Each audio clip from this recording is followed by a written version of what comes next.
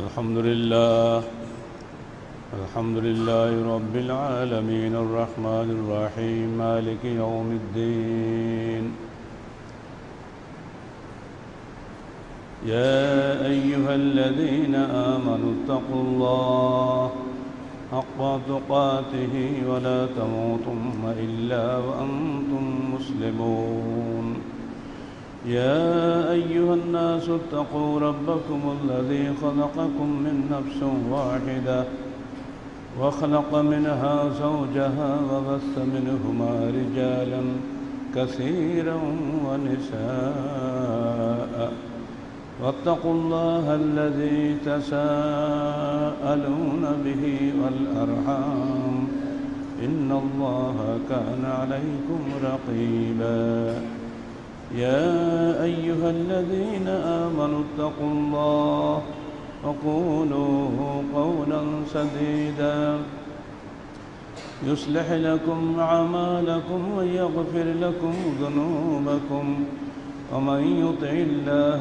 ورسوله فقد فاز فوزا عظيما أما بعد فقد قال الله تعالى في الكلام المجيد فأعوذ بالله السميع العليم من الشيطان الرجيم بسم الله الرحمن الرحيم ولقد بعثنا في كل أمة رسولا أن اعبدوا الله واجتنبوا الطاغوت فمنهم من هدى الله ومنهم من حقت عليهم الضلالة فسيروا في الأرض فانظروا كيف كان عاقبة المكذبين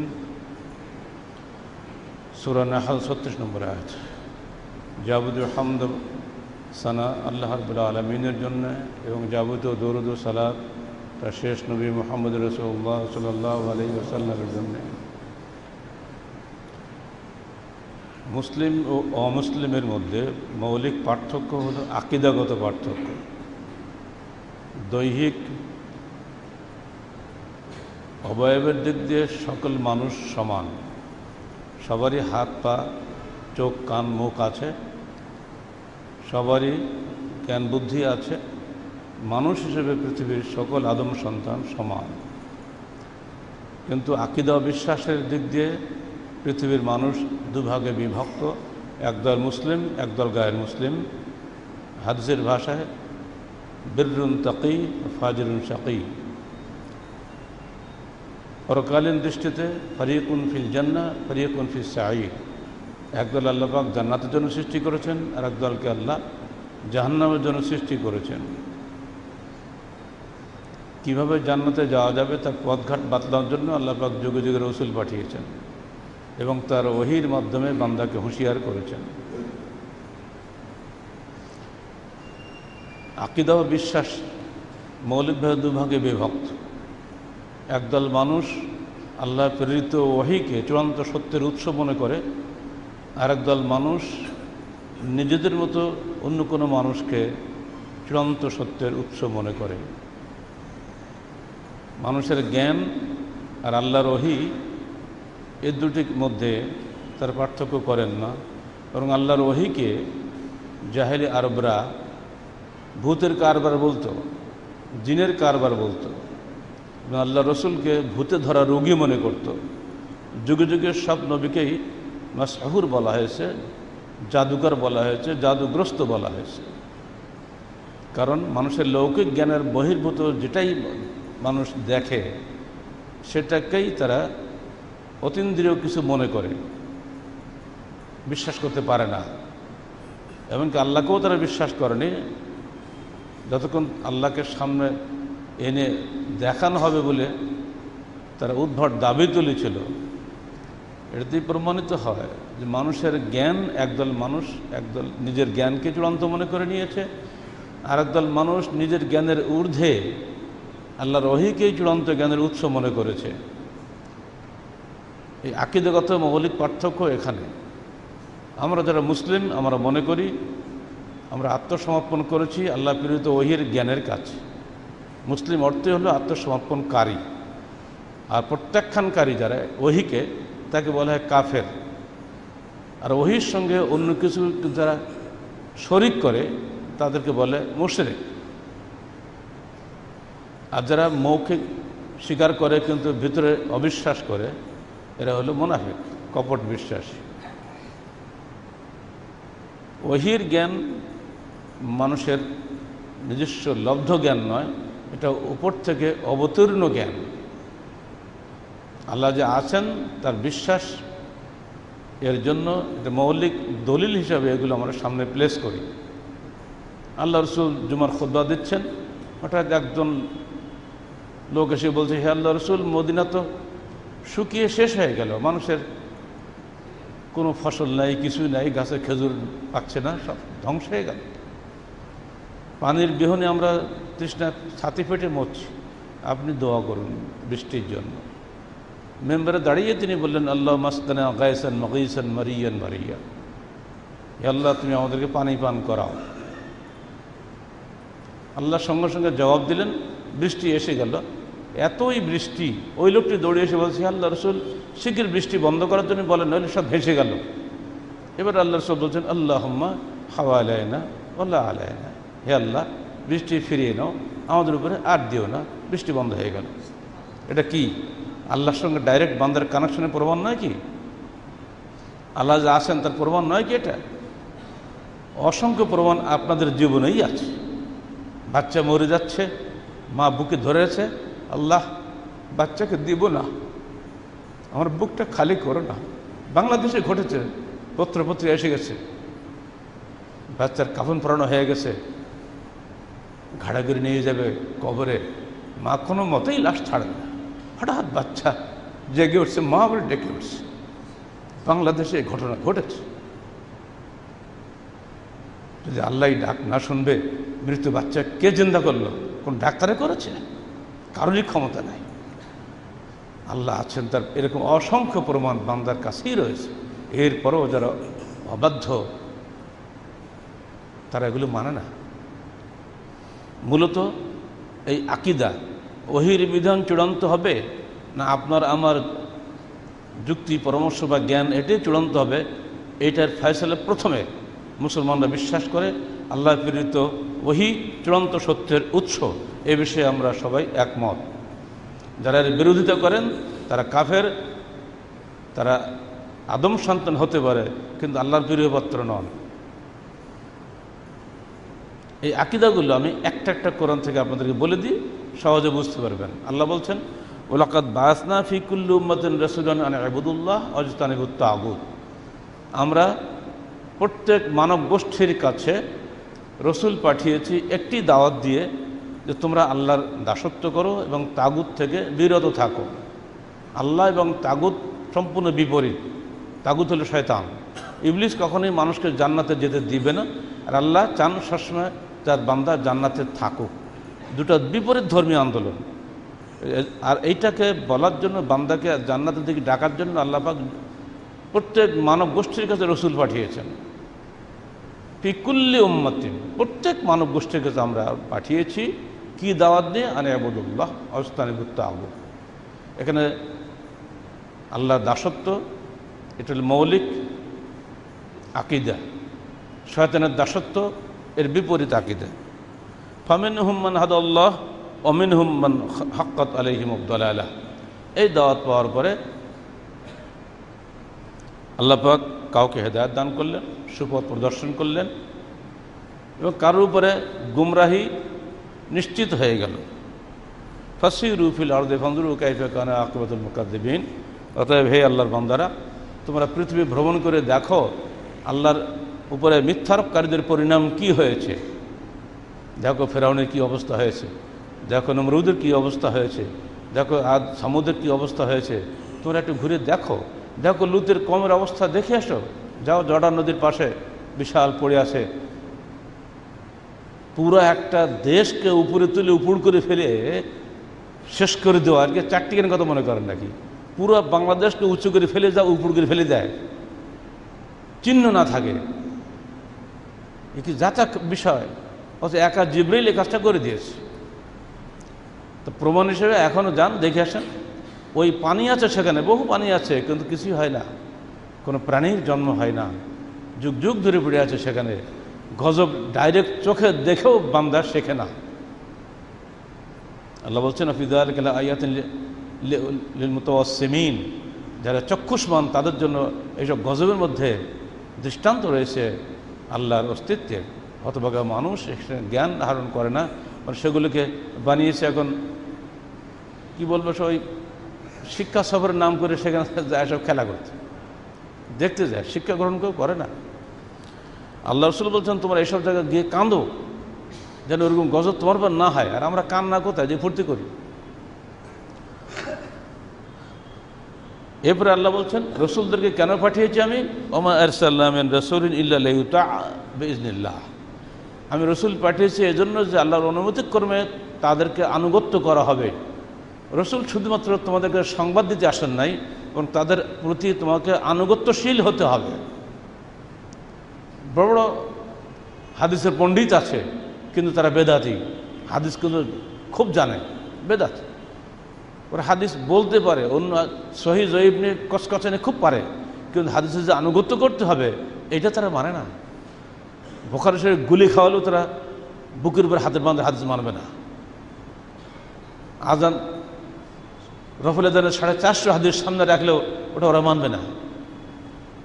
আমিন জোরে বলে হাদিস দেখিয়ে দিলেও তারা মানবে না, কারণ তারা তাদের জ্ঞানের উপাসী, তারা তাদের নেতা বা ইমামের উপাসী, তারা আল্লাহ রসুলের আনুগত্যশীল নয়।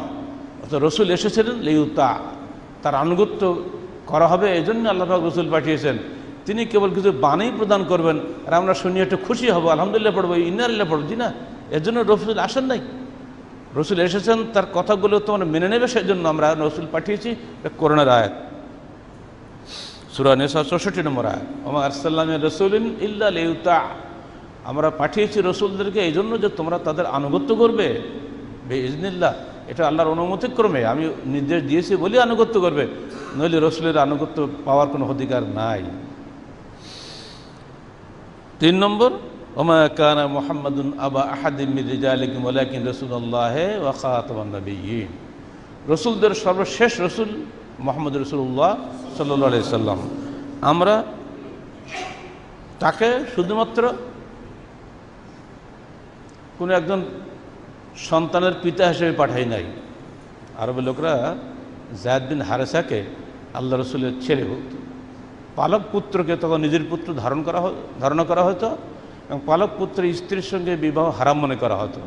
এই কুপ্রথা নস্যাৎ করার জন্য যায়েদ বিন হারেসা তার স্ত্রী জায়নাব বিনতে জাহাশকে তালাক দিলেন, অথবা আল্লাহ রসুল তাকে বিবাহ করলেন। এটা তো মুনাফিকরা তার সুযোগ পেয়ে গেল, কাফেররা তো আসেই, চারিদিকে লড়াই দিল, দেখো মোহাম্মদ তার ছেলের বউকে বিয়ে করছে। তখন এই আয়াতটা নাজিল হয়, ওয়া কানা মুহাম্মাদুন আবা আহাদিম মির রিজালিকুম, মুহাম্মদ তোমাদের কোনো বেটার বাবা হিসেবে দুনিয়া আসে নাই, ওয়ালাকিন রাসূলুল্লাহ ওয়া খাতামান নাবিয়্যিন, তিনি এসেছেন আল্লাহ রসুল হিসাবে এবং শেষ নবী হিসাবে। রসুল 1,24,000 আপনারা সবাই জানেন, সব শেষ রসুল আমাদের রসুল। তার সম্পর্কে কোরআন কি বলছে, মা কানা মুহাম্মাদুন, মোহাম্মদ নাম ধরে বলছে, এখানে কোনো ফাঁক যোগ নেই যে আপনি আর কাউকে ঢুকাবেন এখানে। মা কানা মুহাম্মাদুন আবা আহাদিম মির রিজালিকুম ওয়ালাকিন রাসূলুল্লাহ ওয়া খাতামান নাবিয়্যিন ওয়া কানা আল্লাহু বিকুল্লি শাইইন আলিমা, সূরা আহজাব 40 নম্বর আয়াত। মুহাম্মদ তোমাদের কারো পুত্রের পিতা নহেন, তিনি হলেন আল্লাহর রসুল এবং শেষ নবী, আল্লাহ সকল বিষয়ে সর্বজ্ঞ। এই আয়াতটি বাংলাদেশে মিলাদের আয়াতে পরিণত হয়ে গেছে, কিয়ামের আয়াত, এটা বলে সব দাঁড়িয়ে যায়। হতভাগারা জানে না যে আয়াতের মর্যাদা কি। এই 3টি আয়াত মৌলিকভাবে আপনার সামনে তুলে ধরলাম। এক, যে আল্লাহর দাসত্ব করাটাই হচ্ছে মূল আকিদা। 2 নম্বর আকিদা হচ্ছে রসুলদের আনুগত্য করা, রসুলদের মাধ্যমে আল্লাহ পাক তার বিধান পাঠিয়েছেন এবং তাদের আনুগত্য করাটাই আমাদের দায়িত্ব। আর 3 নম্বর, রসুলদের মধ্যে সর্বশেষ রসুল হচ্ছেন আমার এবং আপনার প্রিয় নবী মুহাম্মদ রাসূলুল্লাহ সাল্লাল্লাহু আলাইহি ওয়াসাল্লাম। তিনি কোন পুত্রের পিতা হিসেবে গুরুত্বপূর্ণ ব্যক্তি নন, তিনি সর্বশেষ নবী হিসেবে গুরুত্বপূর্ণ। এবং তিনি বলে যাচ্ছেন আমাদের কেন পাঠাচ্ছেন রসুলগুলোকে, কি জন্য পাঠিয়েছেন। সূরা ইয়াসিন পাঠ করুন ৭০ নম্বর আয়াত, লিইউনযিরা মান কানা হাইয়ান ওয়া ইয়াহক্কাল কওলু আলাল কাফিরিন। যুগে যুগে রসুল এসেছেন একটাই কারণে, ভূপৃষ্ঠে যারা জীবিত প্রাণী আছে অর্থাৎ মানুষ এবং জিন, তাদেরকে জাহান্নামের ভয় দেখানোর জন্য তারা এসেছেন।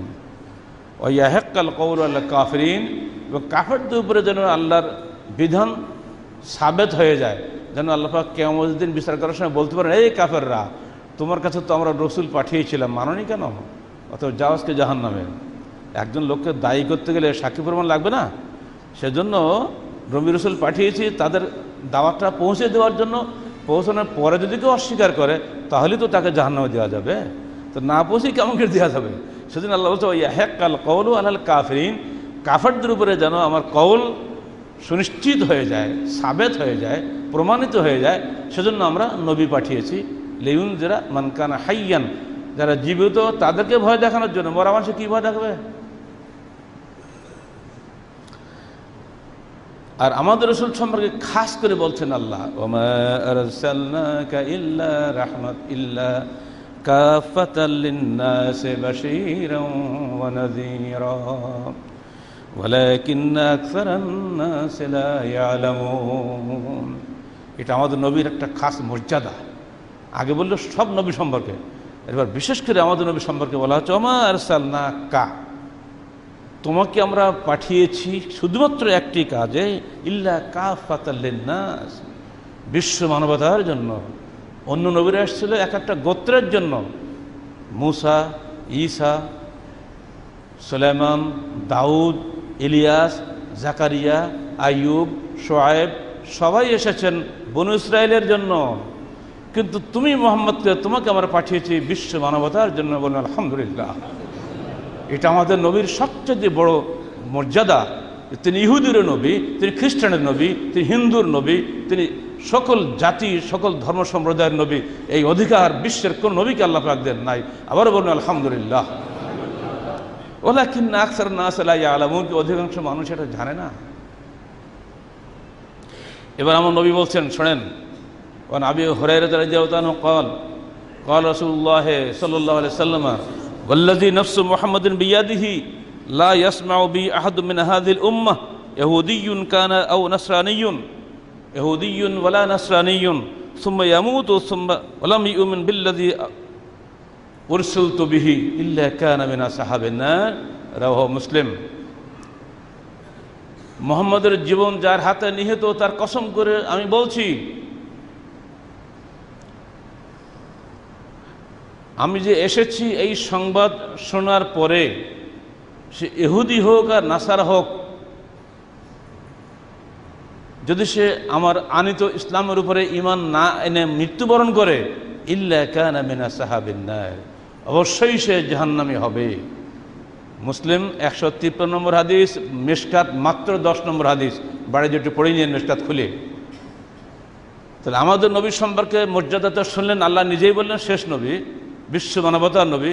আর আল্লাহ রসুল বলছেন, মনে রাখবেন, আল্লাহ রসুল নিজে কোনো কথা বলেন না। ওমা ইয়ানতিকু আনিল হাওয়া, তারপর কি, ইন হুয়া ইল্লা ওয়াহয়ুন ইউহা, ওহী নাজিল না হওয়া পর্যন্ত আমার রসুল কোনো কথা বলেন না।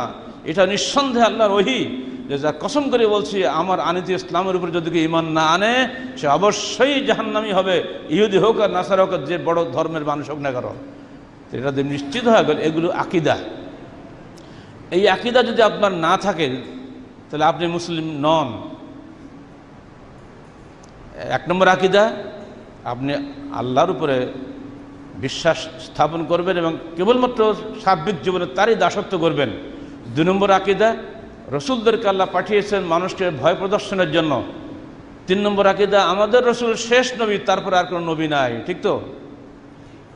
এবং সেই নবীর আনুগত্য না করলে সে অবশ্যই জাহান্নামী হবে। আর সেই সঙ্গে তিনি যেটা নিয়ে এসছেন সেটা কি, কোরআন হাদিস মেনে ইসলাম হয়, তাই না? রাদিতু বিল্লাহি রাব্বান ওয়া বিল ইসলামি দীনান ওয়া মুহাম্মাদিন নবিয়্যা। ইসলামে অবিশ্বাসী কোনো ব্যক্তি জাহান্নাম ছাড়া তার ভাগ্যে কিছু নাই। তো আল্লাহর প্রতি বিশ্বাস, রসুলের প্রতি বিশ্বাস, তার আনিত দিন কোরআন হাদিসের উপরে বিশ্বাস এবং তিনি যে শেষ নবী এর উপরে বিশ্বাস, এই মৌলিক বিশ্বাসের ব্যত্যয় ঘটলে সে ব্যক্তি ইসলামের গণ্ডি থেকে বেরিয়ে যাবে। এবারে আসেন আমরা আলোচনা করি। আশুরা তো কালকে, তাই না? গত জুমায় আশুরা সম্পর্কে শুনেছেন। বাংলাদেশে আশুরা হয় শাহাদাতে হোসেনের শোক দিবস হিসাবে। নাজাতে মুসার খবর বাংলাদেশের মানুষ জানতো না যদি নাকি আমরা আশুরা মহরম বই বের না করতাম 2003 সালে, এবং তার আগে 1986 সালে 84 সালে যদি লিফলেট না ছাড়তাম সারা দেশব্যাপী। আমরা কখনোই শুনি নাই যে এই আশুরা বলতে শাহাদাতে হোসেন নয়, আশুরা বলতে যে ফেরাউনের সলিল সমাধি এবং মুসার নাজাত। এটা আমাদের কোনো বক্তা ছোটবেলায় কারো মুখ দিয়ে আমরা শুনতাম না।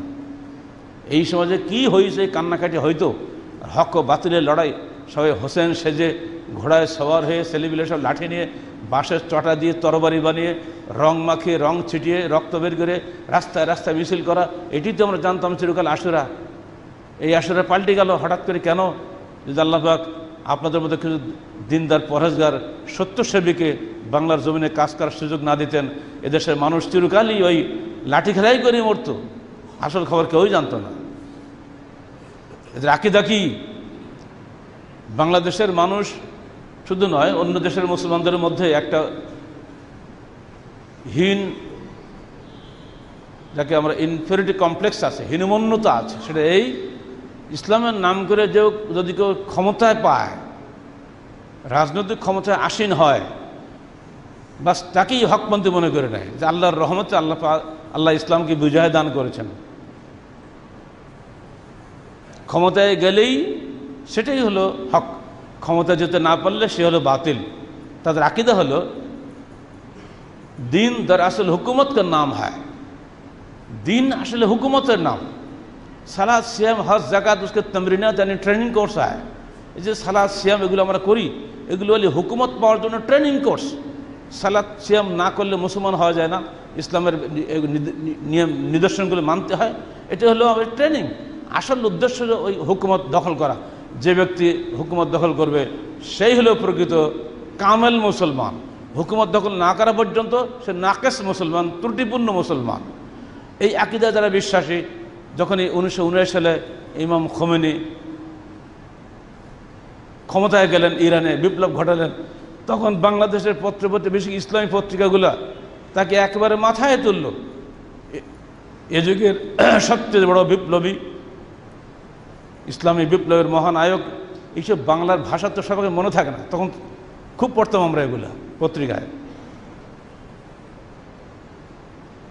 সবচেয়ে আকীদাগত এই বিভ্রান্তি এখানে ঢুকেছে আমাদের মধ্যে।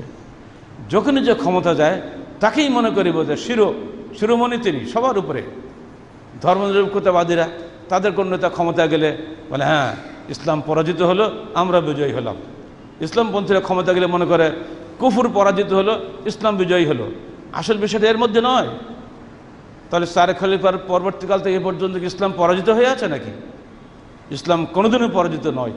কারণ ইসলামের যে আকীদা, বিশ্ববিজয়ী আকীদা, রাজনৈতিক ক্ষমতা দিয়ে কখনো ইসলামকে মান্য করা যাবে না, পরিমাণ করা যাবে না। তাহলে বলা যাবে দাউদ সুলাইমান ব্যতীত বিশ্বের সকল নবী ব্যর্থ ছিলেন। কারণ কোনো নবী তো ক্ষমতা যায়নি। মুসা ক্ষমতায় গেছে, ঈসা ক্ষমতায় গেছে, ইব্রাহিমকে ক্ষমতায় গেছিল, সব কিছু ব্যর্থ। এই আকীদার আগে দূর করেন। এবার আসুন আমরা দেখি খোমেনির চেহারাটা কি। তা নিজের লেখা বই থেকে তিনি তার আকীদা প্রকাশ করেছেন বিশ্বব্যাপী। লক্ষ লক্ষ কপি বাংলাদেশে বিতরণ করা হয়েছে। তাদের নিউজ লেটারের মধ্যে বহু কিছু বলা হয়েছে, এগুলো আমরা বলি না। আশুরার এই বিষয়টি তারাই সামনে এনেছে। গত জুমায় বলেছিলাম 61 হিজরিতে ইমাম হোসেন মারা গেছেন, কারবালা শহীদ হয়েছেন। 352 হিজরির আগ পর্যন্ত কোনোদিন বিশ্বে কোথাও এই শোক দিবস হিসেবে আশুরা পালন করা হয়নি। শিয়া আমির মইজুদ্দৌলা এই ব্যক্তি প্রথম হুকুম দিয়ে শোক দিবস পালন করান এবং মেয়েদেরকে রাস্তায় বের করান, তাদেরকে কাপড় খুলতে বাধ্য করেন, মুখে কালি মুখে রাস্তায় হাঁটতে বাধ্য করেন শোক দিবস পালন করার জন্য। দোকানপাট, রাস্তাঘাট, সরকারি সব তহবিল বন্ধ। এইসব কারবার তারাই শুরু করলো প্রথম। এবং সুন্নিদেরকে পিটিয়ে বাগদাদের মাটি লাল করে দিল। এখন পর্যন্ত সে মারামারি চলছে। এদের আকীদা সম্পর্কে আমাদের ধারণা খুবই কম, কারণ এগুলো সাধারণত আমরা বলি না। কিন্তু মৌলিক বিষয়গুলো না বললে আকীদা পরিষ্কার থাকবে না, যেন আপনারা ধোকায় না পড়েন এবং নিজেদের আহলে সুন্নাত জামাতের আকীদা বিশ্বাস সম্পর্কে দুর্বলতা না আসে। সেজন্য আমাদের আকীদা এবং তাদের আকীদা আপনাদের সামনে তুলে ধরাটাই আমাদের জন্য দায়িত্ব হয়ে দাঁড়িয়েছে, শুধুমাত্র মুসল্লিদেরকে হুঁশিয়ার করার জন্য, অন্য কোনো কারণ নয়। তাদের সঙ্গে যুদ্ধ করা, গালিগালাজ করা এগুলো আমাদের উদ্দেশ্য নয়। উদ্দেশ্য শুধুমাত্র তাদের আকীদা সম্পর্কে, বিশুদ্ধ আকীদা বিষয়ে মুসলিম উম্মাকে হুঁশিয়ার করা। বহু আকীদা রয়েছে, বড় বড় বই আছে, মাত্র 3টি আপনাদের সামনে তুলে ধরব জুমার খুতবার সময়সীমা দিয়ে খেয়াল করে। তারা ইমাম মানে আপনারা জানেন সবাই, খোমেনির নামের সঙ্গে কী বলা হয়? ইমাম খোমেনি বলা হয় না? এই ইমামতের আকীদা, ভিলায়াতের আকীদা, রিসালাতের বিরোধী। আমরা কিন্তু ইমাম আবু বকর বলি না, ইমাম ওমর বলি না। ইমাম তাদের দৃষ্টিতে অত্যন্ত গুরুত্বপূর্ণ ব্যাপার, এবং বর্তমানে যারা ক্ষমতায় আছেন ইসনা আশারিয়া মজহাব, অর্থাৎ 12 ইমামে বিশ্বাসী, এদের সংখ্যা ইরানে নাকি 90%। তাদেরই সাপোর্টে খোমেনি বিপ্লব করার সুযোগ পেয়েছেন। তাদের প্রথম ইমাম হচ্ছেন আলী, তারপরে হাসান, তারপরে হোসেন, তারপরে জৈনুল আবেদিন, তারপরে তাদের বংশের শুরু করতে হতে সর্বশেষে 12 নম্বরে হাসান আসকারি। 12 নম্বর ইমাম 4 বছর বয়সে খাটের তলে চলে গেছিল, তারপর তার মা খুঁজে পায়নি। এখন তো সেই ইমাম আসবেন, সে অপেক্ষা তারা আছেন। সেই ইমাম আসার পরে সুন্নিদের কতল করবে, সব খতম করে দেবে। যেমন আমরা আকীদা পোষণ করি ইমাম মাহাদি আসবে, তারপরে সব ধ্বংস করে দিবে। ওরা আকীদা পোষণ করে ওদের সে 12তম ইমাম যিনি হারিয়ে গেছেন উনি আসবেন, এই যে সুন্নি খতম করবে। এই 12 ইমামের বিশ্বাসী লোকদের নেতা হচ্ছেন খোমেনি, রাজনৈতিক নেতা। তারপরে অনেক নেতা হয়েছে। তাদের মূল নেতা ইমাম জাফর সাদেকের নাম করে ওরা সবগুলো বলে বইপত্রে। ইমাম সম্পর্কে আকীদা তার মূল জাফর সাদেকের লেখা থেকেই আপনাদের বলছি। নাহানু খাজ্জানু ইলমিল্লাহ, নাহানু তারাজিমাতু আমরিল্লাহ, নাহানু কওমুম মাসুমুন উমিরা বিতাআতিনা ও নুহিয়া আন মাসিয়াতিনা, নাহানু হুজ্জাতুল্লাহিল বালিগাহ আন মান দুনাস সামাই ফাওকাল আরদ। ওয়াকালা ইন্নাল আইম্মা ইয়ালামুনা মা কানা ওয়া মা সায়াকুন ওয়া ইন্নাহু লা ইয়াখফা আলাইহিম শাইউন। উসুলুল কাফি 160 পৃষ্ঠা, তাদেরই বই। নাহানু খাজ্জানু ইলমিল্লাহ, আমরা আল্লাহর ইলমের ভান্ডার রক্ষক। বলেন আলহামদুলিল্লাহ নাকি? ইন্না লিল্লাহ। আল্লাহর ইলম কি তো ওরা জানে? মানুষের ক্ষমতা আছে আল্লাহর ইলমকে নিজের মধ্যে নিয়ে আসা।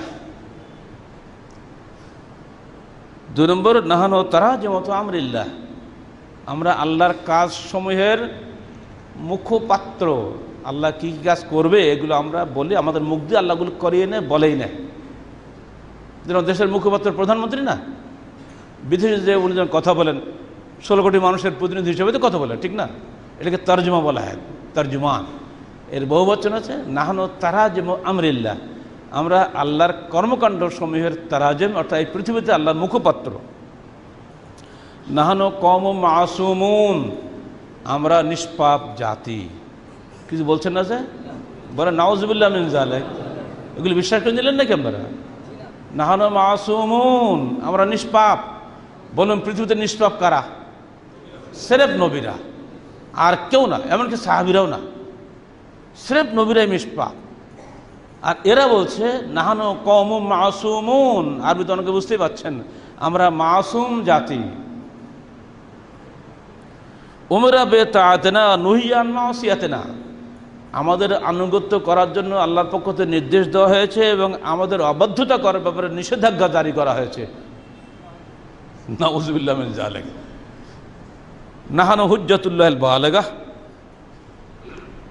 আন মান দুনাস সামাই ফাওকাল আরদ, আসমানের নিচে জমিনের উপরে যারাই বসবাস করে আমরা তাদের উপরে হুজ্জাতুল্লাহ বালেগা, আল্লাহর পূর্ণাঙ্গ দলিল, অর্থাৎ আমরা যা বলবো এটাই ফাইনাল, এর উপরে আর কারো কোনো কথা চলবে না।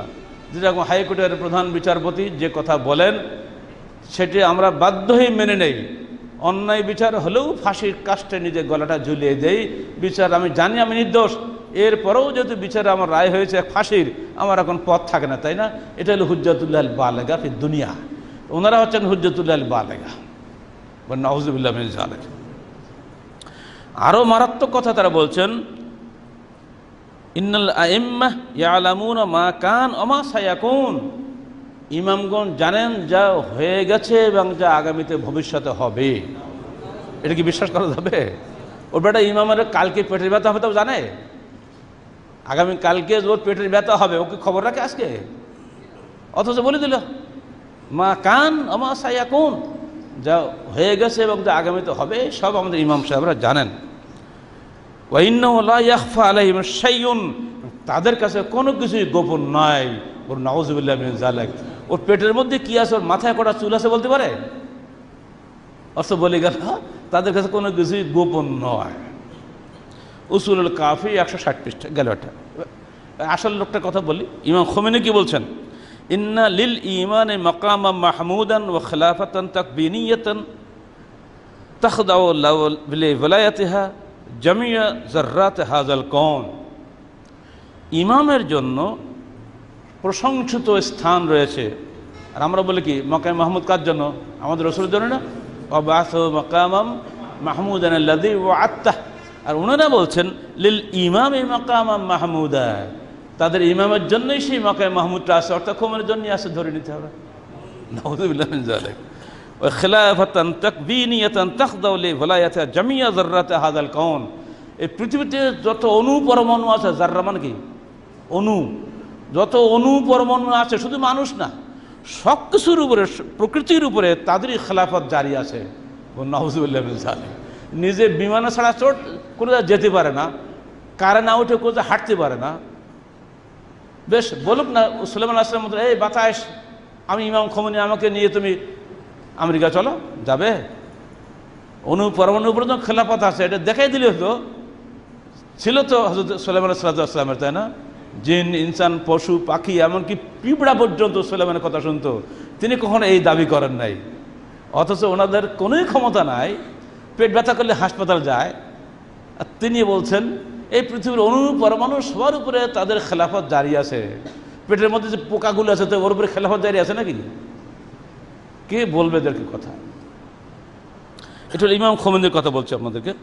ওয়া ইন্না লিআইম্মাতিনা মাকামান লা ইয়াবলুগুহু মালাকুন মুকাররাব ওয়ালা নবিয়্যুন মুরসাল। নাউযুবিল্লাহ মিন যালিক। এই আমি যেহেতু আরবি জানি বলে আমার আগে নাউযুবিল্লাহ পড়া লাগবে। এত মর্মান্তিক বাজে কথা মানুষ বলতে পারে? বলছেন ইন্না লিআইম্মাতিনা মাকামান, আমাদের ইমামদের এমন উচ্চ মর্যাদা রয়েছে, লা ইয়াবলুগুহু মালাকুন মুকাররাব, যেখানে পৌঁছতে পারেনি আল্লাহ নৈকট্যশীল কোনো ফেরেশতা, ওয়ালা নবিয়্যুন মুরসাল, আল্লাহ প্রেরিত কোনো নবী। এই কথা বলা যায়? ইমামদের মর্যাদা জিবরাইল ফেরেশতার চাইতে বেশি? আস্তাগফিরুল্লাহ, নাউযুবিল্লাহ। কল্পনা করা যায়? এটা ইমাম খোমেনির বই আল হুকুমাতুল ইসলামিয়া 52 পৃষ্ঠা, কায়রো ছাপা 1979 সালে। পারলে ল্যাপটপ বের করে পড়ে দেখি। তিনি আরও বলছেন ওয়ালা ইয়াতাসাওয়ারু ফীহিম সাহওয়া ওয়াল গাফলা, আমাদের ইমামদের মধ্যে যদি কোনো ভুল হয় বা কোনো ব্যাপারে গাফলত হয়, উদাসীনতা আসে, এটা কল্পনাও করা যায় না। নাউযুবিল্লাহ মিন যালিক। চিন্তা করতে পারেন? ভুল তো প্রত্যেকটা মানুষেরই হয়, হয় না? আল্লাহ রাসূলের ভুল হয় নাই, ওই জন্য তো সহজতা দিতে হয় সালাতের মধ্যে। ওনাদের ভুলও হয় না, ভুলে চিন্তা করাও যাবে না। লা ইয়াতাসাওয়ারু ফীহিম সাহওয়া, তাদের মধ্যে সাহ অর্থাৎ ভুল হয়, এটা কল্পনাও করা যাবে না। কল্পনা করলে সে কাফের হয়ে যাবে। এবার আসেন কোরআন সম্পর্কে।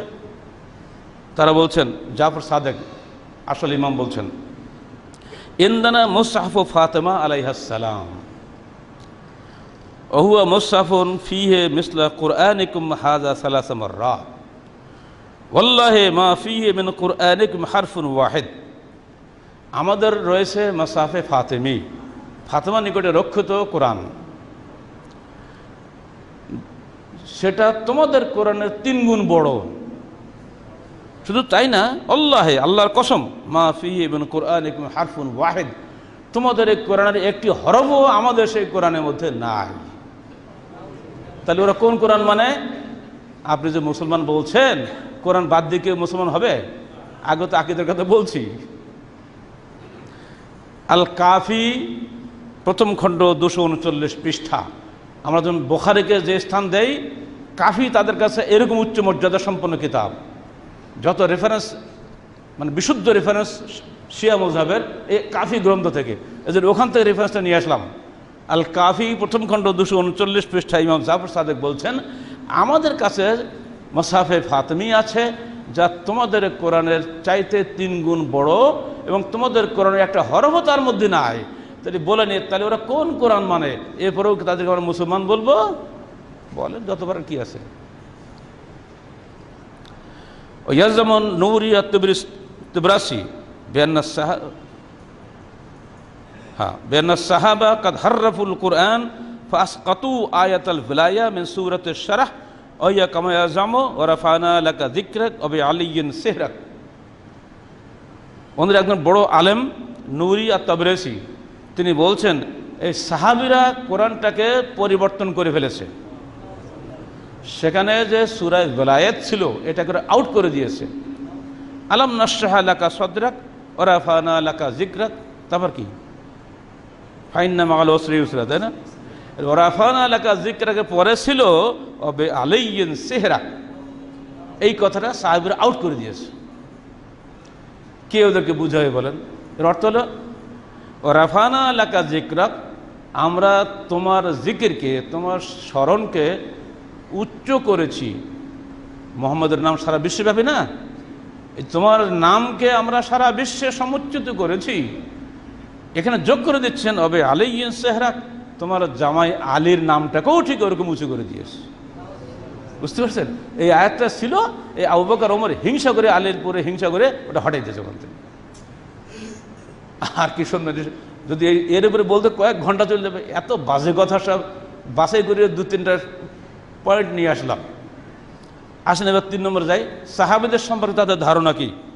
জাফর সাদেক বলছেন, কানান নাস আহলা রিদ্দাহ বাদা নবিয়্যে ইল্লা সালাসা, নবীর মৃত্যুর পরে সকল মুসলমান মরদুদ কি মোরতাদ হয়ে গেছিল মাত্র 3 জন ছাড়া। এটা ঠিক নাই কথাটা? আবু বকর ওমর মোরতাদ হয়েছিল? ভাষাটা হচ্ছে এই।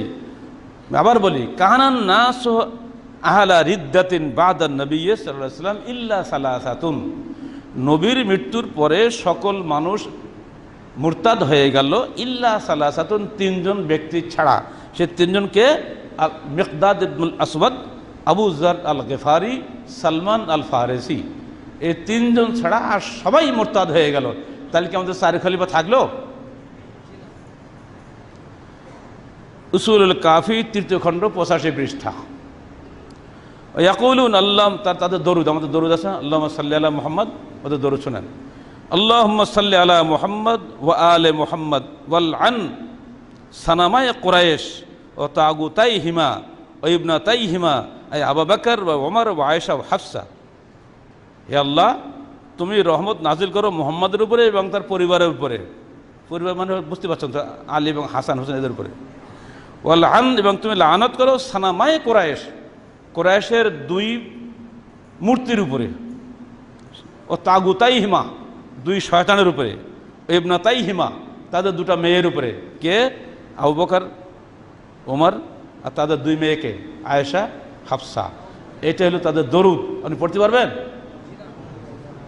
আমি আবার বলি, দরুদটা মুখস্থ রাখবেন, কাজে লাগবে আপনাদের। যেই বাড়িতে ওয়াজ করে দিয়েন, অনেক কাছে শুনেন ভালো করে। আল্লাহুম্মা সাল্লি আলা মুহাম্মদ ওয়া আলা আলে মুহাম্মদ ওয়াল আন সানামায়ে কুরাইশ ও তাগুতাইহিমা ওয়া ইবনাতাইহিমা আবু বকর ওয়া ওমর ওয়া আয়েশা ওয়া হাফসা। হে আল্লাহ, তুমি রহমত নাজিল করো মুহাম্মদের উপরে এবং তার পরিবারবর্গের উপরে, এবং লানত করো কুরাইশের 2 মূর্তির উপরে। সানাম মানে মূর্তি, কিন্তু প্রতিমা। ও তাগুতাইহিমা, তাদের 2 শয়তানের উপরে। ইবনাতাইহিমা, তাদের 2 মেয়ের উপরে। এই দরুদ যদি পড়ে কেউ, এরপরও তার সঙ্গে খাতির করা যাবে? এবার একজন বিখ্যাত আলেম নেমাতুল্লাহ জাজাইরি তিনি বলছেন, ইন্নানা লা নাজতামিউ আহলা সুন্নাহ আলা আলিহি ওয়ালা আলা নাবিয়্যিন, আমরা আহলে সুন্নাত ওয়াল জামাতের সঙ্গে কখনোই ঐক্যবদ্ধ হতে পারি না তাদের ইলাহ অর্থাৎ আল্লাহর ব্যাপারে, ওয়ালা নবী এবং নবীর ব্যাপারে। বাল নাকুল ইন্না রাব্বাল্লাযী খালাকা খলিফাতা নবিয়্যিহি আবু বকর লাইসা রাব্বুনা, আমরা বলি আমাদের রব হচ্ছেন তিনি যিনি তার নবীর খলিফা আবু বকরকে সৃষ্টি করেছেন, তিনি আমাদের লাইসা রব্বুনা, উনি আমাদের রব নন। বুঝছেন? ইন্না রাব্বাল্লাযী খালাকা খলিফাতা নবিয়্যিহি আবু বকর লাইসা রাব্বুনা, যে রব তার নবীর খলিফা আবু বকরকে সৃষ্টি করেছেন সেই রব আমাদের রব নয়। নাউযুবিল্লাহ মিন যালিক। ওয়ালা যালিকা নবিয়্যু নবিয়ান, এবং সেই নবীও আমাদের নবী নন যার নবীর, যে নবীর খলিফা হচ্ছেন আবু বকর, ওই নবী আমাদের নবী না। কে সে কবি? কে হবে তো আল্লাহ জানে। চিন্তা করেন। এবার আসেন আসল নেতার কাছে চলে যাই। খোমেনি কি বলছেন এই ব্যাপারে?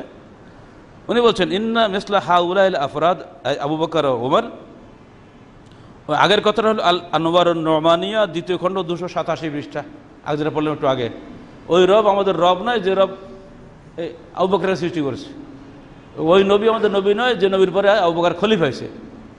তাহলে এখন বোঝেন তারা আমাদের নবীকে বা আল্লাহকে পুরোপুরি স্বীকার করতে রাজি নয়।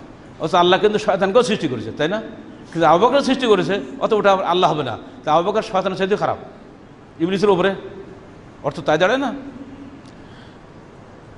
খোমেনি বলছেন, ইন্না মিসলা হাউলাইল আফরাদ আই আবু বকর ও ওমর আল জুহাল আল হুমকা আল আফাকুন আল জাইরুন গায়রু জাদিরুন বিআন ইয়াকুনু মাওয়াদাল ইমামা। আবু বকর ওমরের ন্যায় জুহাল মানে জাহিল, বহু বচন, হুমকা মানে আহমক, আফাকুন মিথ্যারোপকারী, জায়রুন অত্যাচারী, গায়রু জাদিরাইন এই ব্যক্তিদ্বয়ে উপযুক্ত নয়, ইয়াকুনু মাওদাল ইমামা নেতৃত্বের উপযুক্ত নয়। বলুন নাউযুবিল্লাহ মিন যালিক। এই যদি আকীদা হয় আপনি কি করবেন? এই কথাগুলো কোথায়? ইমাম খোমেনির ফার্সি বই কাশফুল আসরার 116 পৃষ্ঠা। এই ধরনের আকীদা নিয়ে তারা আশুরা পালন করছেন। আর আমরা কি আকীদা নিয়ে আশুরা পালন করব আপনারা ভেবে দেখবেন না। আবার মনে করিয়ে দিই, আকীদার মধ্যে পুরোপুরি তৌহিদ থাকতে হবে, রিসালাত থাকতে হবে, খাতমে নবুয়ত থাকতে হবে, এবং কোরআন ও হাদিস যে আল্লাহ প্রেরিত ইলাহি গ্রন্থ এ বিশ্বাস রাখতে হবে। এই 4টা বিশ্বাস থেকে সামান্যতম যারা এদিক সেদিক যাবে তারা মুসলমান থাকবে না। এবং সেই সঙ্গে সঙ্গে খোলাফায়ে আরবা সাহাবীদের সম্পর্কে সর্বোচ্চ ধারণা রাখতে হবে। কারণ ক্বাল রাসূলুল্লাহ সাল্লাল্লাহু আলাইহি ওয়াসাল্লাম লা তাসুব্বু আসহাবি, খবরদার তোমরা আমাদের সাহাবীদেরকে গালি দিও না। যদি তোমরা একজন উহুদ পাহাড় সমান স্বর্ণ আল্লাহর পথে ব্যয় করো, তথাপি তোমরা আমার একজন সাহাবীর অর্ধ মুঠ সমান পরিমাণ মর্যাদার অধিকারী হতে পারবে না।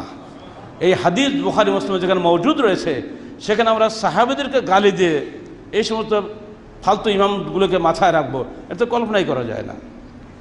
যে সাহাবী সম্পর্কে সূরা তওবা 100 নম্বর আয়াতে আল্লাহ পাক বলছেন, আস-সাবিকুনাল আউয়ালুনা মিনাল মুহাজিরিন ওয়াল আনসার ওয়াল্লাযিনা ইত্তাবাউহুম বিইহসান। এরা কারা? আস-সাবিকুন আল আউয়ালুন, হিজরতকারী প্রথম যুগের কারা? আবু বকর, ওমর, ওসমান, এরাই না? মিনাল মুহাজিরিন ওয়াল আনসার, এরা ছিল মুহাজির এবং আনসারদের মধ্যে কারা ছিলেন? যারা বায়াতে উলা, বায়াতে আকাবা সানিয়া, বায়াতে আকাবা সালেসায় অংশগ্রহণ করেছিলেন। সেই যে বিখ্যাত সাহাবী আসআদ বিন জুরারা প্রথম দিনে মদিনা থেকে গিয়ে ইসলাম কবুল করলেন মক্কায় হজের সময়, সেই 6 জন তরুণ, তারাই তো ছিল আনসারদের মধ্যে সবার আগে। এই আসআদ বিন জুরারার মাধ্যমে পৃথিবীতে প্রথম জুমা চালু হয়েছে। পরে আল্লাহ রাসূল হিজরত করার পরে গিয়ে উনি জুমা করলেন, কিন্তু শুরু করেছিলেন কিন্তু তার আগে থেকেই এই আসআদ বিন জুরারা। এই তরুণ সাহাবীর অবদান আনসারদের সবার আগে। এজন্য আল্লাহ পাক সেই অবদানের স্বীকৃতি দিয়ে প্রশংসা করছেন, আস-সাবিকুনাল আউয়ালুনা মিনাল মুহাজিরিন ওয়াল আনসার, মুহাজির এবং আনসারদের প্রথম দিককার যে সমস্ত মুসলমান, ওয়াল্লাযিনা ইত্তাবাউহুম বিইহসান, এবং যারা কিয়ামত পর্যন্ত তাদের যথাযথ অনুসারী হবে, তারাই হচ্ছে আল্লাহর সবচেয়ে প্রিয় পাত্র। আমরা যারা আছি এই যুগে, আমরা কি ওইসব সাহাবীদের অনুসারী হব না অন্য কারো অনুসারী হব? যদি তাদের অনুসারী হতে পারি তাহলে আমরা আল্লাহর প্রিয় পাত্র হতে পারবো। অতএব আবু বকর, ওমর, ওসমান, আলী যারা জীবদ্দশায় জান্নাতের সুসংবাদ পেয়েছেন, তাদের সম্পর্কে সামান্যতম কটূক্তি কোনো মুসলমান বরদাস্ত করতে পারে না। তাদেরকে কাফের বলার অধিকার কোনো মানুষের নাই। এমনকি অমুসলিমরা পর্যন্ত তাদের প্রশংসায় একেবারে সবার উপরে চলে গেছে। এমনকি আমাদের পার্শ্ববর্তী ভারতের স্বাধীনতার জনক যাকে বলা হয় মহাত্মা গান্ধী, মিস্টার গান্ধী, তিনি পর্যন্ত বলেছেন 1947-এর 15ই আগস্ট যখন ভারত স্বাধীন হয়, তখন তিনি যে ভাষণটা দিয়েছিলেন জাতির উদ্দেশ্যে, সে বলেছেন, হে আমার ভারতের জাতির, যদি তোমরা এই দেশে সত্যিকার অর্থে শান্তি কায়েম করতে চাও, তাহলে ওই খলিফা ওমরের মতো শাসন ব্যবস্থা কায়েম করো। লালা লাজপত রায়, বিখ্যাত রাজপুত নেতা, তিনি পর্যন্ত ওমরের প্রশংসা করে গেছেন। বিশ্ব ইতিহাস সর্বত্র ওমর এবং আবু বকরের প্রশংসায় একেবারে পঞ্চমুখ।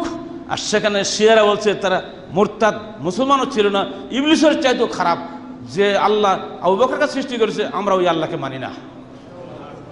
যে রসুল, যে নবী আবু বকরকে খলিফা বানাইছে আমরা ওই নবীকে মানি না। কি মানে তারা?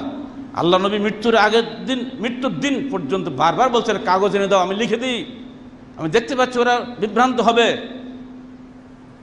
আয়েশা বলছেন আপনি এটা করবেন না। এমনকি 17 ওয়াক্ত সালাত যে আদায় করেছেন, ইমামত করেছিলেন আবু বকর, এটাও আয়েশা নিষেধ করেছিলেন, হে আল্লাহ রসুল, যদি আমার আব্বাকে যদি আপনি ইমাম বানিয়ে যান, লোকেরা ভাববে আল্লাহ রসুল ওসিয়ত করেছেন আবু বকরকে খলিফা করার জন্য, আর আমাকে লোক দায়ী করবে, আমার পরামর্শ আপনি এই কাজটা করেছেন, আপনি এটা করেন না। আবু বকর, আল্লাহ রসুল এমন ধমকটা দিলেন, আনতুম কা সাওয়াহিবে ইউসুফ, তোমার ইউসুফের সহচরীদের মতো হয়েছ। ওই যে বেয়াদব মেয়েরা, জুলাইখার নামটা আছে না, এরা যেভাবে ইউসুফকে ঘায়েল করার চেষ্টা করেছিল, তোমরা কি ওইরকম হয়েছে নাকি যে আমাকে ঘায়েল করছো? আমি একটা নির্দেশ দিচ্ছি যে আবু বকর ইমামতি করবে, তুমি নিষেধ করছো। চিন্তা করেন, যাতে আয়েশার গায়ে দোষটা না আসে এই জন্য তিনি বারবার চেষ্টা করেছেন, আর সেইটাই দোষ দিচ্ছে এরা। আল্লাহ রসুলের পরে মুসলিম উম্মার মধ্যে আবু বকরের চেয়ে সর্বোত্তম ব্যক্তি সে যুগে কেউ ছিল না, আর হবেও না কোশ্চিনকালেও। আর সেই মানুষটার সম্পর্কে কি বাজে চিন্তাধারা তাদের মধ্যে আছে। অতএব সাবধান। তাদের দেখা দেখি বহু সুন্নি মুসলমান তাজিয়া করবে, আশুরা করবে, অনুষ্ঠান করবে, আর বলবে কি হক আর বাতিলের লড়াই হয়েছে, সবাই এখন হোসেন হও আর এজিদ ধ্বংস করো। এজিদ হলো সরকার আর আমরা হলাম হোসেন। আলটিমেটলি তাই তো বলে। মনে রাখতে হবে, মুসলমানের এই আকিদাটা একটা নদীর মতো। যখন আকিদা থেকে আপনি বিচ্যুত হবেন, তখন নদীর থেকে বেরিয়ে প্লাবন যেমন এদিক সেদিক চলে যায়, আপনি বিচ্ছিন্ন একটা দ্বীপে পরিণত হবেন। এই আকিদার মধ্যে থেকে আমাদের মধ্যে যত ইখতলাফ হয়, মারামারি কাটাকাটি যায় হতে পারে, আর রাজনৈতিক নেতৃত্ব লাভ করা ঢেউয়ের মতো। যখন যার পক্ষে মানুষের ঢেউ ওঠে, তখন সেই ঝড়ে পড়ে একটা কলা গাছে পর্যন্ত প্রধানমন্ত্রী হয়। খালি ঝড় তোলা দরকার। মানুষ তো আল্লাহ বানাইছে হুজুগই করি, হুজুগ তুলতে পারলেই হয়ে গেল বড় নেতা। এটার হক আর বাতিলের লড়াই নয়, এটা দিয়ে কখনোই হক বাতিলের মানদণ্ড নয়, মনে রাখতে হবে। যখন যাদের পক্ষে জনমত আসে তখন তাদের পক্ষে নেতা হবে, এটাই স্বাভাবিক। কিন্তু হক বাতিল নির্ণীত হবে পবিত্র কোরআন ও সহিহ হাদিসের মানদণ্ডে, আল্লাহর ওহীর মানদণ্ডে।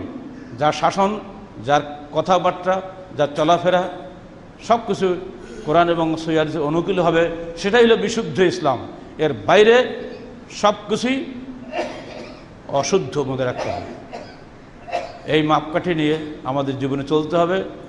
শিয়াদের মধ্যে 32টা দল আছে, বড় দল হল ইসনা আশারিয়া দল, এদেরটাই খালি বললাম। আর ওগুলো যদি আপনি এখন শোনেন তো আপনার এখানে বসা যাবে না। একটা দল আছে গালি, তারা বলে কি জানেন, জিব্রাইল পথ ভুল করে কোরআন নাজিল করেছে মুহাম্মদের উপরে, এটা দ্বিতীয় আসছে আলীর উপরে। এরকম যদি বলা শুরু হয়ে যায় অবস্থা খারাপ হয়ে যাবে। এগুলো আর ঢুকবেন না। এত নোংরা আকিদা নিয়ে, আর নেকার মতো আকিদা তো আছে। যদি আপনি ইরানি হতে পারেন, শিয়া হতে পারেন, রোজ একটা বিয়ে করেন, কোনো সমস্যা নেই। কারণ ওইটা তাদের আকিদা হলো এই, নিজের বউয়ের চাইতে ওই একটা শাড়ি দিয়ে 2 মাস রেখে একটা বউ যদি আমরা করি, তো ওই বউয়ের পেটে যে সন্তান হবে ওটা নাকি নিজের বউয়ের সন্তান চাইতে অনেক অনেক গুণ নেকির হক সৎকর্মশীল সন্তান হবে, ওটা ফজিলত নাকি বেশি। ওটা তো জেনা পরিষ্কার। যারা কিয়ামত, আল্লাহ রসুল বিদায় হজের দিন, ফতে মক্কার দিন কিয়ামত পর্যন্ত নিকাহ মোতা হারাম করে দিয়ে গেছেন, আর ওনারা ওটা হালাল করে দিয়েছেন। আরও ফজিলত বয়ান করছেন কি, ওই নেকায় মোতার বাচ্চারা নাকি আসল বাচ্চার চাইতে আরও ভালো হবে। আমাদের বিশ্ববিদ্যালয়ের ছাত্রছাত্রীরা এখানে বসবাস করে, ওই 10-12 বছরের বাড়ি যায় না ওরা, যানজটের ঠেলায়, কী বলে সেশন জটের ঠেলায়, 3 বছরের ক্লাস 6 বছরে শেষ হয় না। যদি ওরা ওই হলের মেয়েদের সঙ্গে এই হলের ছেলেদের সঙ্গে যদি একটা শাড়ি দিয়ে যদি বিয়ে করে, বাপ মাকে ও টেরি ফেললো, চললো মজা সারা জীবন ধরে, সমস্যা কিছু নেই। শিয়া হতে পারলে জায়েজ আছে এগুলা, সুন্নি থাকলে হারাম মনে রেখেন। এই ধরনের আজে বাজে আকিদা দিয়ে যদি তারা ধর্ম বানিয়ে যদি নিজেরা ওটাকে পালন করার জন্য কারোর উপরে চাপ সৃষ্টি করে, হতে পারে তাদের কাছে অ্যাটম বোম আসতে পারে। অ্যাটম বোম দিয়ে কখনো মিথ্যাকে সত্য বানানো যায় না। মানুষ নিহত হবে আকিদার জন্য, মুসলমান শহীদ হয়েছে আকিদার জন্য, তাই নয় কি? আমরা কি কতবার এগুলো আপনাদের সামনে শুনেছি। কোজমান মরে গেল, 4 জন কাফেরকে হত্যা করলো, মৃত্যুর সময় তাকে বলালো, তুমি যে যুদ্ধ করলে, তুমি কি নিজের বংশের গৌরবের জন্য যুদ্ধ করলে না আল্লাহর মহব্বতে যুদ্ধ করলে? কিসের আল্লাহর মহব্বত? আমার বংশের গৌরব রক্ষাই ছিল আমার মূল উদ্দেশ্য, এজন্য তো লড়াই করেছি। ওহদের যুদ্ধে 4টা কাফেরকে হত্যা করা সত্ত্বেও সে জাহান্নামে হয়ে গেল। অথচ এক ওয়াক্ত সালাত আদায় না করেও ইহুদি সন্তান উসাইরিম যুদ্ধ করতে গিয়ে কলমা পড়ে যুদ্ধে নামলো, জিহাদ করতে করতে এক পর্যায়ে শহীদ হয়ে গেলেন। তার কমের লোকরা বললো, উসাইরিম তুমি তো ইহুদি, তুমি এখানে কেন? না, আমি আল্লাহ এবং তার রসুলের উপরে ঈমান এনেছি, আমি মৃত্যু হচ্ছি ইসলামের উপরে, আল্লাহ রসুলকে আমার সালাম দিও। আল্লাহ রসুলকে বলা হলো, উনি বললেন, ইন্নাহু মিন আহলিল জান্নাহ ওয়া লাম ইউসাল্লি সালাতান ওয়াহিদা ওয়া ফি রাওয়ায়াতিন আবি হুরায়রা ওয়া লাম ইয়াসজুদ সিজদাতান ওয়াহিদা। আল্লাহ রসুল বললেন, অবশ্যই ও জান্নাতি। এবং আবু হুরায়রা বলছেন, সেই এক ওয়াক্ত সালাত আদায় করেনি, একটি সেজদাও কখনো আল্লাহর জন্য করেনি, অত সে জান্নাতে চলে গেল। আল্লাহ রসুল বলছেন, আমলা কালিলান হুজিরা কাসীরান, আমল করলো কম, নেকি বলে সবচেয়ে বেশি, আমাদেরকে ছাড়িয়ে গেল। কিসের কারণে? আকিদার কারণে। তবে হে মুসলিম উম্মাহ, তোমার আকিদাকে সাবধান রেখো। আকিদা যেন এই শিয়াদের অত্যাচারে ধ্বংস না হয়ে যায়। সামান্য যদি দুর্বল হয়ে যায়, তোমার আকিদার মধ্যে ঘুণ ঢুকে যায়, তো ঘুণ বাঁশ যেমন কোন বাঁশ নয়, তোমার ঘুণে ধরে আকিদা ঠিক তেমনি তোমাকে জান্নাতে নিতে পারবে না। তো আকিদা মজবুত রাখেন।